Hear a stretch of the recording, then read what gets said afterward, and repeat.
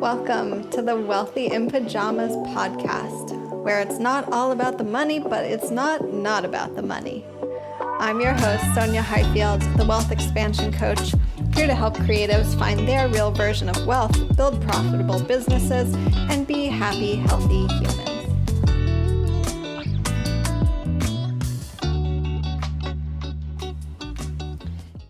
Hey everyone, thanks for tuning in today for another Wealthy Business Moment. Today, I wanted to share a little tip around pricing, as well as some boundary tips and a crazy story of my own around boundaries and pricing. So the first thing that I want to share is when you are trying to determine your prices, I want you to stop asking the question, is this reasonable? And especially, is this reasonable for other people? Right? So that is actually the wrong question to be asking when it comes to determining your prices. The question that I invite you to ask is, are these prices realistic for me and my needs and goals? Are these prices realistic for you first and foremost? And this is where a lot of people get tripped up, because your prices are absolutely subjective. They are absolutely personal. Your financial needs and goals are something that only you know. Your audience, your clients, your customers have no idea what's going on with you, and vice versa. You do not know all the ins and outs of other people's financial situations, right? We can't be judging other people's wallets and bank accounts. It's just impossible.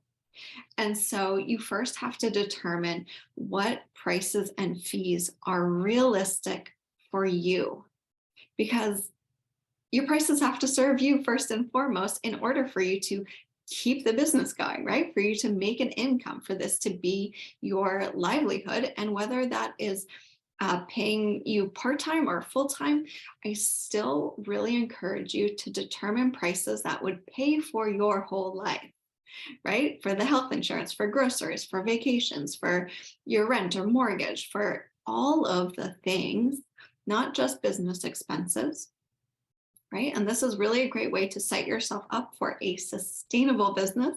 And if you are moving from part-time to full-time, this is a great way to, again, secure the income that you know you need. So you do have to do a bit of homework and know what your expenses and financial goals are. And you can go to my website and check out the free pricing guide that I have that's going to walk you through how to set income goals and figure out what your prices are, especially when you're working with, multiple offers or multiple products, or, art of different sizes, right? It's not going to be the same for everyone or for everything you're making, but having this kind of base of understanding your own needs first and foremost is going to allow you to set realistic prices. And then you'll speak to the audience that can afford those prices. And that's another thing that I love to share with people as well, is that there is an audience for every price range, right? For every level of budget, there is an audience. There are customers out there. So determine prices that work for you first, foremost, and then you can go speak to the people that can afford your offers, your services, whatever it is that you're putting out into the world. Okay, so I want to share a little story from my old photography days. You'll notice a lot of what I share on this podcast, on this channel, are old stories from my first business, because that was really where I did a lot of my learning, a lot of my business flops and failures and mistakes, and just really, deep, hard learning moments. So when it comes to pricing and boundaries, I wanted to share this story that is kind of an extreme example, but you've probably had a similar situation. So I got hired by this startup t-shirt company, and they wanted me to take photos of their different different t-shirt designs on models. And they rented this really cool like loft space. And I was really pumped, especially because it was people who were kind of my age and they were getting their business going. And I was like really enthusiastic about it. And they had this great lineup of models. I mean, they were just like, normal people. They weren't professional models, but it was this great group, diverse group. And we had agreed on $200 as the fee for, I believe I was going to do like a 2-hour shoot for them. And that definitely was cheapy, but whatever, that was what we had agreed on at the time. Again, this was when I was still really deep in learning how to run a business, including how to price myself. So I showed up to this cool loft. We get going, we're shooting, we're loving it, we're having a blast. And I ended up staying for 6 hours, 6 hours of shooting for $200. Plus I had to edit all of those hundreds of images that I ended up taking. And I ended the day, I was like totally exhausted, even though I felt really, fulfilled. I was exhausted. I started getting a migraine, like I hadn't eaten, like it was just way too much. And I really didn't have a good sense of my own boundaries around my time and energy and prices. And so while I didn't regret doing the shoot, I certainly regretted giving it 4 extra hours and for charging so little for so much work. And whether you're working in person with people or virtually, I know that boundaries still come up, and it might be, your own boundaries alone. If you're working on a client project, you're doing, design or editing or whatever it is, having boundaries still on your time that goes into each offer is really important.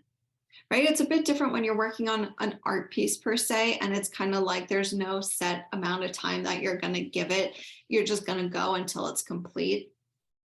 That's a little bit different, right? But when you are creating something or offering a service that has to have time boundaries on it, and the price that you're charging also has to honor those boundaries. And it can be really easy to just kind of slip up and let yourself go overboard or overgive or kind of go into perfectionist mode, right? And like almost never let it be ready, never let it be complete. And even when I'm doing calls with people, I enjoy my clients so much that certainly sometimes we go over our allotted time, whether it's, 5, 10, 15 minutes. But these days, that's always a conscious choice. I know exactly how to say, hey, we're wrapping up. What else do we need to cover? Or, what else did you want to share? Or anything else I can help you with before we finish? So I have those time boundaries. And now if I do go over them, it's a very intentional, conscious, aligned choice where I feel like I have the time, capacity, energy, and it's not an imposition on me. And it's not because clients are disrespecting the boundaries that we have set up. And because I really do charge in a way that allows me to be generous with my time when I choose to be. So I hope that was helpful. And if you want to share an embarrassing story or just a hard lesson learned around your own boundaries and pricing, feel free to do so. We've all been there, so no shame. But if boundaries and prices are something that you're working on, definitely check out my free pricing guide on my website and reach out if you're needing some help around setting those boundaries and really implementing them, right? Finding the right language, finding the strength and courage and self-respect, really, to implement the boundaries that you need.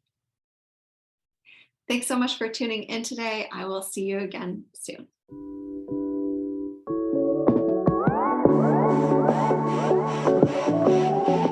Hey all, thank you so much for tuning in today. It would mean the world to me if you could subscribe, share, and leave a review so more people can learn about this work and access their true wealth.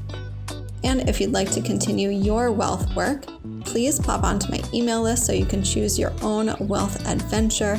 whether that's applying for one-to-one coaching, accessing my DIY content, or staying tuned for upcoming wealth boosting programs.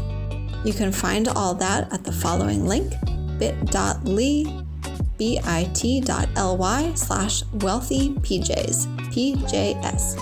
bit.ly/wealthypjs. Join me there and let's get wealthy.